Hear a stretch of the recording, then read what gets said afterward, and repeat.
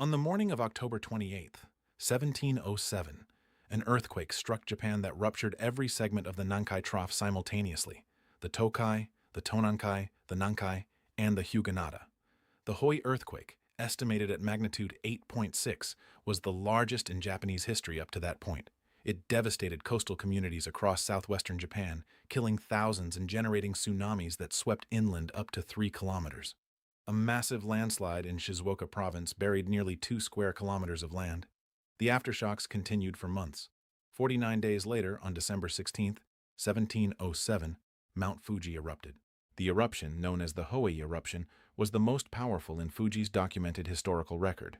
A VEI-5 explosive event that lasted 16 days and ejected approximately 0.68 cubic kilometers of tephra into the atmosphere. Ash fell on Edo, the city that would become Tokyo, creating what contemporary accounts described as darkness at midday. New craters opened on Fuji's southeastern flank. The eruption deposited volcanic material across a wide corridor of central Japan and disrupted agriculture and life in the Kanto region for years. In the 318 years since the Hōei eruption, Mount Fuji has not erupted again. That is the longest dormant interval in its recorded history. And the 49-day connection between the Nankai Trough and the mountain that now overlooks the world's most populated metropolitan area is not a historical footnote. It is a documented mechanism that Japanese disaster planners treat as an active, connected risk in every major preparation scenario they produce. To understand why that connection matters for today, you have to understand what Mount Fuji actually is and what it threatens, because the threat is not what most people imagine. Mount Fuji is a 3,776-meter stratovolcano that has been erupting periodically for hundreds of thousands of years. The Japan Meteorological Agency classifies it as an active volcano. More than 100 parasitic cones and vents dot its flanks, more than almost any other stratovolcano on Earth. Its eruptive history since approximately 800 AD documents 10 eruptions, including the Jogan eruption of 864, when a massive lava flow from a flank vent ran for months and filled a nearby lake, and the successive smaller eruptions of the 11th through 17th centuries. The 1707 Hōei event is its most significant historical eruption by every measure of volume, duration, and geographic impact. The popular imagination of a Fuji eruption involves lava flowing toward Tokyo. That is not the scenario. Tokyo is approximately 100 kilometers northeast of Fuji's summit. Lava flows from a future eruption would remain in the immediate volcanic zone around the mountain. What would reach Tokyo, and what reached Edo in 1707, is ash. And ash, at the scale of a Hōei equivalent eruption, produces a different kind of catastrophe than any other volcanic hazard. Volcanic ash is not soft dust. It is tiny, angular fragments of rock and glass, abrasive enough to damage machinery and aircraft engines, electrically conductive enough to short-circuit electronics, and heavy enough when wet to collapse roofs. A 10-centimeter accumulation of wet ash on a roof exerts the same pressure as nearly 2 meters of fresh snow. Ash clogs water filtration systems. It renders roads impassable. Conventional snowplows and road crews cannot clear volcanic ash effectively at scale. It closes airports, it coats train tracks and electrical lines. And in a city of 37 million people whose entire logistical, economic, and social infrastructure depends on electricity, running water, functioning roads, and air connectivity, a sustained ashfall event is not a natural disaster that can be responded to from the outside. It is an event that disables the systems required to respond. In March of 2025, a Japanese government-appointed panel of volcanologists and disaster preparedness experts released a new preparation report for a major Fuji eruption. Its central finding on the question of Tokyo evacuation was direct. A mass evacuation of Tokyo and the surrounding prefectures would be unrealistic. Instead, the panel recommended that residents of areas receiving less than 30 centimeters of ash should shelter at home, stocking at least 2 weeks of supplies. In areas with greater than 30 centimeters of accumulation, evacuation is recommended due to the risk of building collapse under the weight of heavy wet ash. The Cabinet Office of Japan has estimated the direct damage from a Hōei-scale eruption at approximately 2.5 trillion yen, roughly $17 billion, primarily from the ashfall impact on infrastructure. That figure does not capture the economic cost of disrupting the Tokyo-Nagoya-Osaka corridor, the most economically productive 200-kilometer stretch of territory on Earth, for weeks or months. The mechanism by which the 1707 Hōei earthquake triggered Fuji's eruption 49 days later has been analyzed by modern seismologists using methods that did not exist in 1707. The physics is called static stress transfer. When a major earthquake ruptures a fault, it does not simply release energy in all directions. It redistributes stress throughout the surrounding crust. Some areas of the crust receive increased compressional stress. Others receive increased tensional stress, which can cause the rock to expand slightly. In Fuji's case, the 1707 Hōei earthquake decreased the normal stress acting on the volcanic dike at approximately 20 kilometers depth, exactly the depth of Fuji's basaltic magma storage. That decrease in normal stress generated a volumetric expansion of the magma reservoir, favoring the growth of gas bubbles within the magma and encouraging upward motion of magma toward the surface.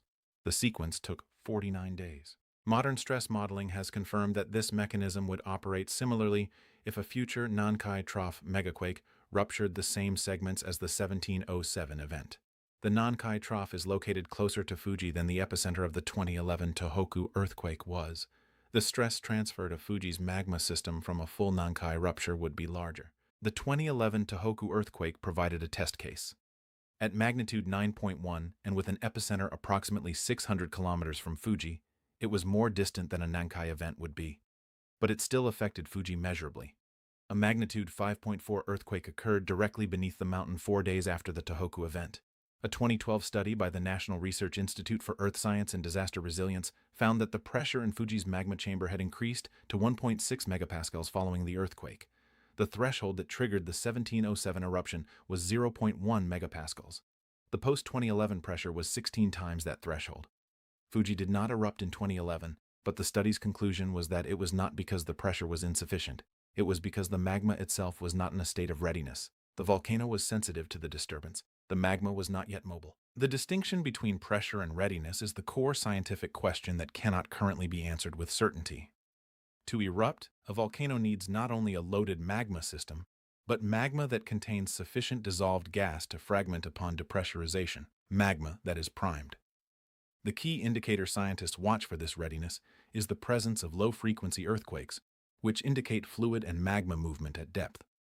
In 2011, no elevated low-frequency earthquake activity was detected beneath Fuji, suggesting the magma was not ready despite the elevated pressure. As of today, low-frequency earthquake activity beneath Fuji remains at background levels. But the pressure from 2011 has not fully dissipated, and a Nankai Trough earthquake would deliver a new stress transfer from a closer source to a magma system that has been at elevated pressure for more than a decade. Japanese scientists who study this relationship do not frame it as certainty. They frame it as a connected risk that must be planned for as a potential sequence, not two independent events. For 37 million people in the greater Tokyo metropolitan area, the planning implications are concrete. The March 2025 panel report was the first time Japanese authorities had publicly acknowledged in a formal government document that the scale of the ash hazard from a major Fuji eruption would place ordinary emergency response frameworks beyond their operational capacity. The Shinkansen, the bullet train network that is Japan's primary long-distance ground transportation artery, would be shut down. Haneda and Narita airports would close. The expressways through central Japan would be impassable. Tokyo's water treatment facilities would face contamination risk. And the electronic manufacturing and precision industrial infrastructure of the Kanto region, where a significant portion of global semiconductor and consumer electronics production is concentrated, would face sustained disruption from ash infiltration and power instability. The panel's recommendation, 2 weeks of food, water, and supplies at home, is not an overreaction. It is a logistical acknowledgement that in a major Fuji event, outside resupply of Tokyo may be functionally impossible for extended periods. There are 3 signals that define the current watch status for Fuji. The first is low-frequency earthquake activity at depth. JMA monitors Fuji's seismicity continuously. Any increase in the rate or intensity of low-frequency earthquakes beneath the volcano would indicate that magma is becoming more mobile, that the system is moving from a state of elevated pressure to a state of readiness. That transition, not the pressure level alone, is what scientists are watching for.